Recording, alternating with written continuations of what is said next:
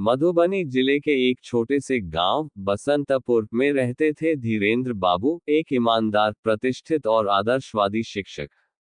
उनकी एक ही संतान थी, नेहा। उन्होंने अपनी बेटी को बेटों जैसा पालन पोषण दिया। गांव में अक्सर कहते, धीरेंद्र की बेटी नहीं, बेटा है वो, बड़ा नाम करेगी। धीरेंद्र बाबू की जिंदगी का एक ही सपना था, नेहा को पढ़ा लिखाकर अधिकारी बनते देखना। उन्होंने दिन रात मेहनत की, कभी खुद कुछ नहीं खरीदा, लेकिन बेटी की किताबें कभी कम नहीं पढ़ने दी। माँ सरोजा देवी भी हर दिन बेटी के लिए पूजा करती, भगवान मेरी बेटी का नाम ऊंचा हो। नेहा भी शुरू में पढ़ाई में बहुत तेज थी, स्कूल की टॉपर थी। पिता के सपनों की चमक उसकी आंखों में दिखती थी। नेहा को शहर के एक कॉलेज में दाखिला मिला। धीरेंद्र बाबू ने खुशी खुशी उसे हॉस्टल में भेजा, कुछ आंसुओं और हजारों उम्मीदों के साथ। शहर की जिंदगी नेहा के लिए एकदम नई थी, आजादी, मोबाइल, सोशल मीडिया, पार्टीज। धीरे धीरे वह पढ़ाई से दूर होती गई और गलत संगत में पड़ गई। क्लास छोड़कर वह दोस्तों के साथ घूमने जाने लगी। शराब, झूठ और झूठे रिश्तों में वह उलझती चली गई। घर पर फोन करती तो कहती, सब अच्छा चल रहा है पापा, लेकिन असलियत कुछ और थी।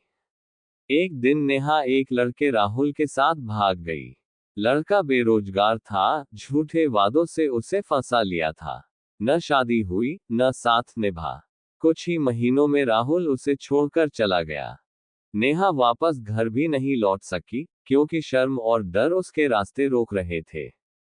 उधर गांव में खबर आग की तरह फैल गई। धीरेंद्र बाबू की बेटी भाग गई। किस मुंह से अब क्लास में पढ़ाएंगे वो? धीरेंद्र बाबू का सिर झुक गया। वह अब गांव में निकलते नहीं थे। स्कूल से छुट्टी ले ली। सरोजा देवी तो जैसे पत्थर बन गई थी, न बोलती न खाती। उनका घर, जो कभी सम्मान का केंद्र था, अब तानों और चुभती नजरों का ठिकाना बन गया। नेहा को जब राहुल ने छोड़ दिया, तब उसे होश आया। कोई मदद के लिए नहीं था। होटल में बर्तन धोकर गुजारा करती रही। एक दिन अचानक उसे बुखार आया और अस्पताल पहुंची। डॉक्टर ने कहा, तुम्हारी हालत गंभीर है, किसी को बुला लो। नेहा ने कांपते हाथों से अपने पिता का नंबर डायल किया। 2 साल बाद पहली बार फोन उठते ही वो बस रो पड़ी। पापा, माफ कर दीजिए, मैं सब खो चुकी हूँ। आपकी नेहा लौटना चाहती है। फोन कटने से पहले एक ही जवाब मिला, घर आ जाओ। जब नेहा गांव लौटी तो सारे गांव की नजरों में धीरेंद्र बाबू हार चुके थे।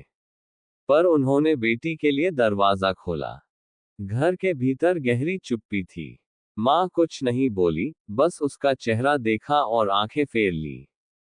नेहा की हालत खस्ता थी, लेकिन अब वह एक नई जिंदगी की शुरुआत करना चाहती थी। उसने एक छोटे स्कूल में पढ़ाना शुरू किया।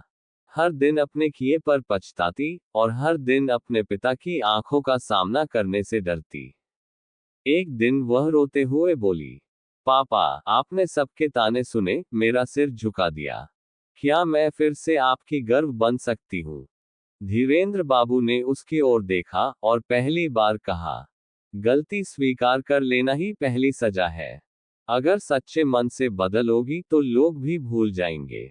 नेहा ने अब पूरी ईमानदारी से स्कूल में पढ़ाना शुरू किया। गांव की बच्चियों को उसने सही राह दिखाना शुरू किया, सोशल मीडिया की लत से दूर रहना, बुरे लोगों से बचना और माता पिता के विश्वास को कभी न तोड़ना। धीरे धीरे गांव वालों की नजरें बदलने लगी। एक दिन पंचायत में उसे बालिकाओं की शिक्षा पर भाषण देने बुलाया गया।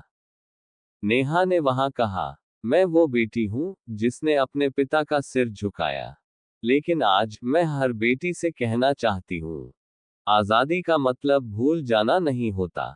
आपके हर फैसले से आपके माँ बाप की इज्जत जुड़ी होती है। तालियों की आवाज गूंजी। मंच से उतरते वक्त नेहा ने पिता की तरफ देखा, अब उनका सिर झुका नहीं था।